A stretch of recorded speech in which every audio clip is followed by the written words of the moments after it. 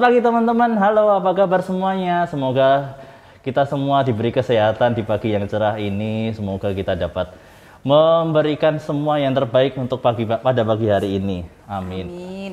Amin. Udah ada langsung ngomong nih tentang tamunya teman-teman.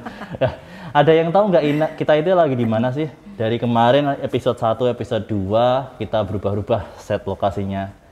Ini tuh baru di salah satu rumah contoh di Tirtamaya Residen teman-teman, yaitu di Boulevard 10. Background-nya kan berubah-ubah ya. Nah, itu dia menariknya. Di Boulevard 10 ini ada banyak banget sih ruangan yang bisa kita eksplor. Luas juga sih rumah di sini, jadi ya nggak usah takut lagi membeli hunian di sini. Nah, masuk ke topik. Pada pagi hari ini kita mau membahas salah satu tema yang mungkin relate dengan kehidupan kita sehari-hari, yaitu pengaruh lingkungan bagi anak-anak kita nih teman-teman. Ya, ada yang udah punya anak, boleh komen nanti setelah podcast ini tayang. Yuk, kita mau bahas-bahas tentang anak nih teman-teman. Karena anak adalah salah satu titipan dari... Langsung ketahuan nih narasumbernya teman-teman. Ada apa ya? Langsung aja yuk kita sambut Mbak Yani. Yeay. Makasih. Halo Mbak, apa kabar? Baik kan kabarnya? Halo, hai. Hai. Emang gini sih orangnya, gokil orangnya emang. Gokil, penuh ceria.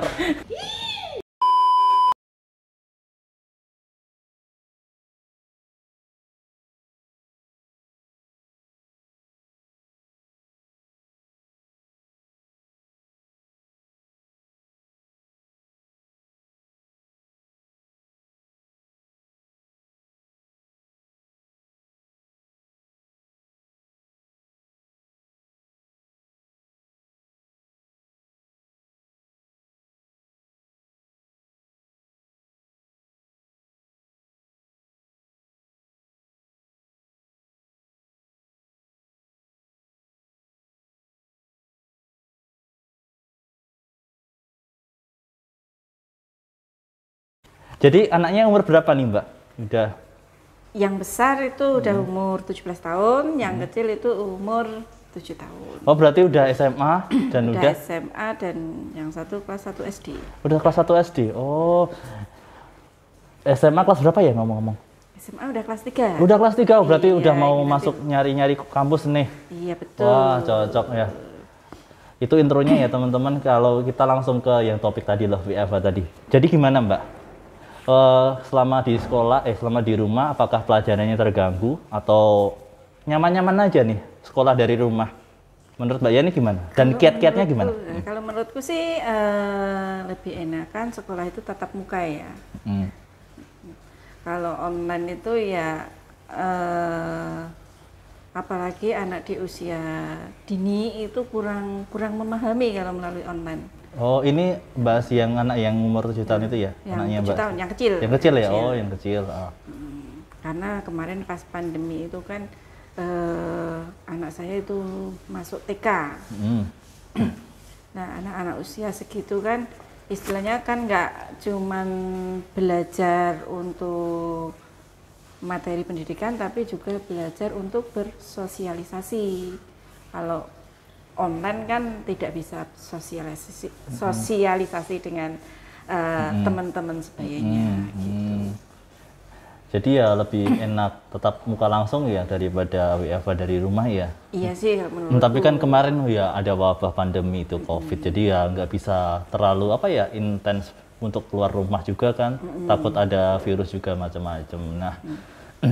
Nah, kan pakai gadget ya berarti WFH-nya. Iya. Pakai gadget. Nah, itu gimana sih memilah antara buat belajar dan buat bermain untuk gadgetnya itu? Atau ada trik dari Mbak Yani sebagai orang tua yang sangat care terhadap anak-anak?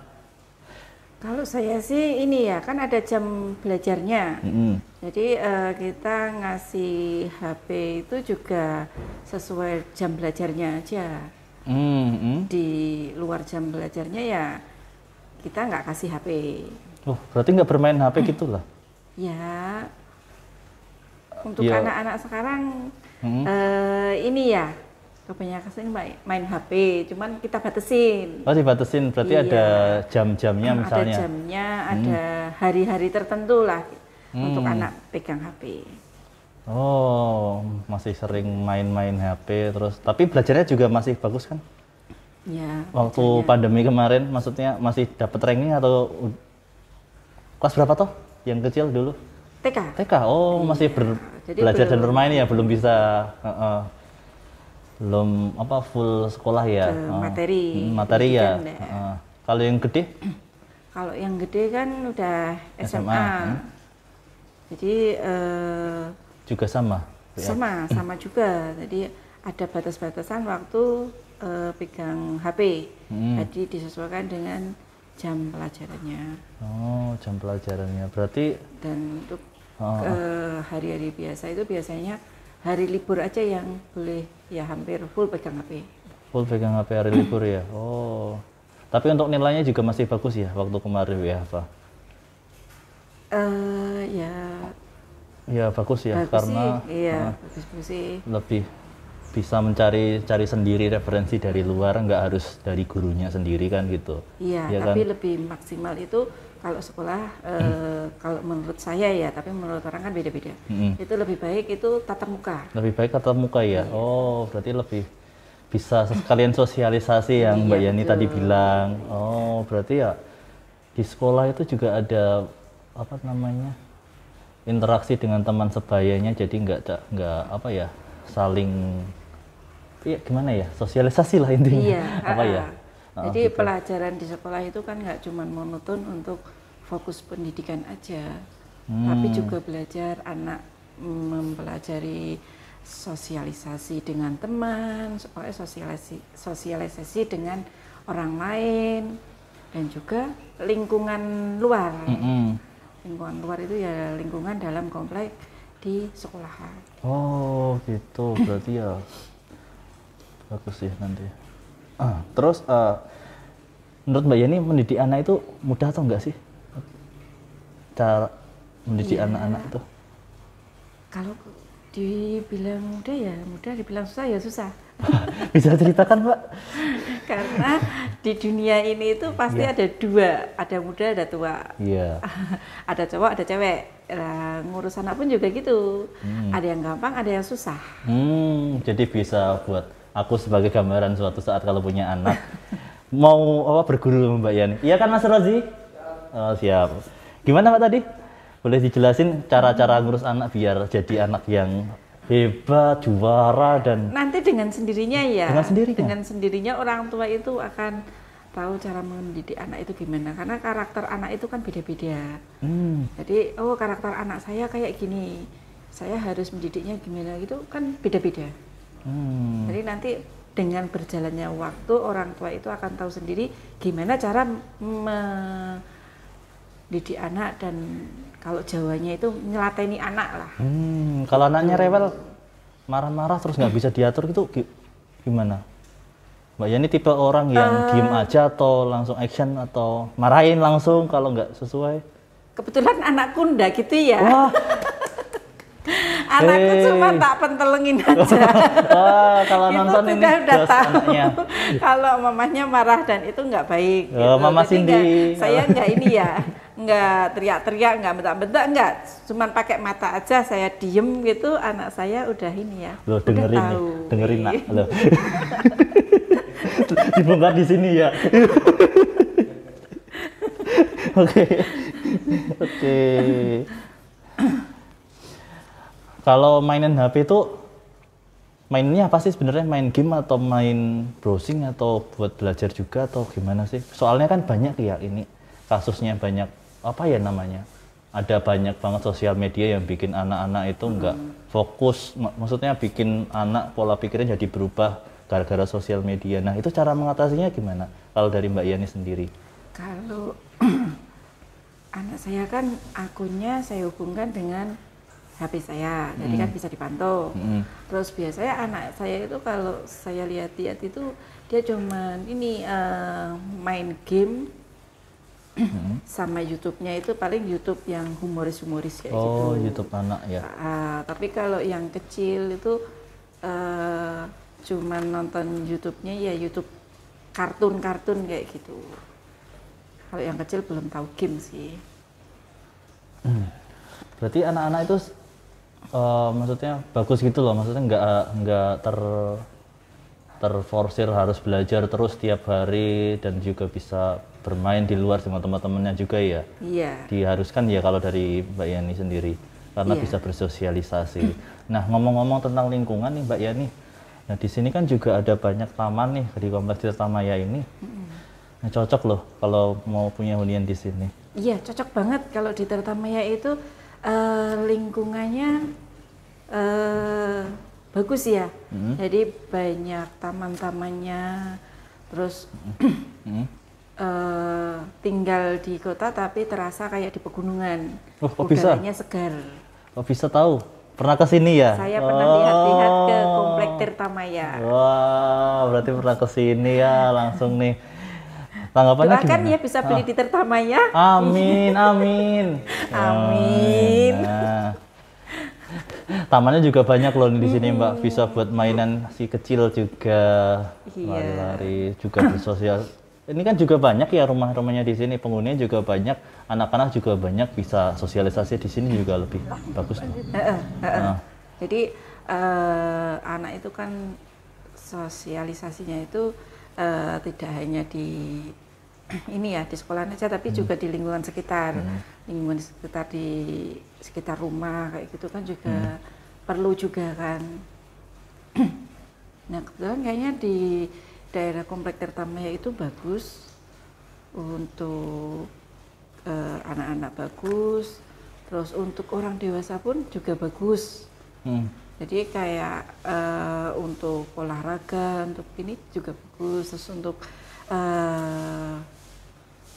yang punya orang tua yang sudah sepuh ya, yang udah tua itu juga enak juga di lingkungan Tirtamaya itu, karena biasanya kan orang yang udah tua gitu pengen jalan-jalan tapi nggak mau jauh. Nah sedangkan di Tirtamaya itu tempat untuk jalan-jalan, untuk nongkrong kayak gitu tuh banyak.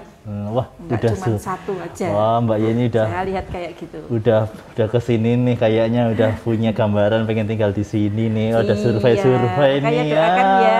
Doakan ya teman-teman. Nah, jangan ragu lagi kalau pengen punya hunian yang asri, sejuk, rindang kayak yang dijelasin Mbak Yani ini, langsung aja tinggalin nomor telepon di kolom komentar, atau kalau ada yang mau tanya-tanya langsung di kolom komentar ya teman-teman. Jangan lupa.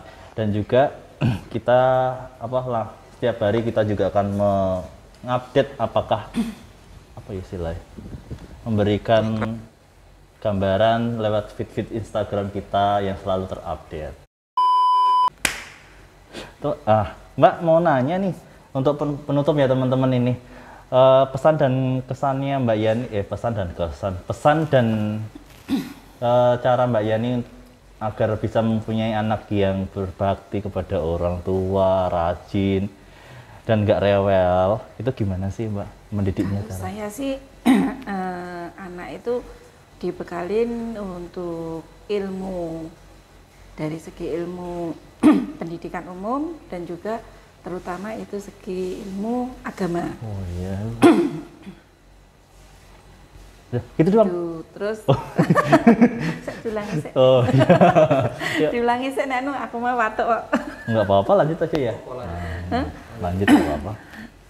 Jadi ada segi istilahnya untuk menyambut duniawi dan akhirat juga.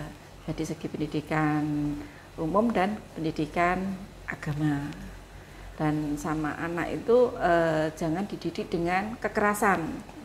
Bagus nih teman-teman, dengerin ya. Karena kalau anak dididik dengan kekerasan itu biasanya nanti akan dendam anak itu. Trauma gitu ya? Trauma juga, dendam juga. Jadi kita mendidik anak itu cukup istilahnya kayak bicara dari hati ke hati.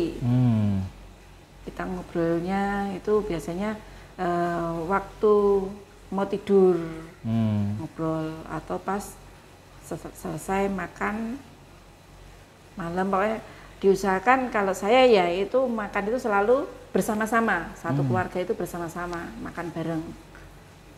Nah di sela-sela kayak gitu biasanya ngobrol untuk ini ya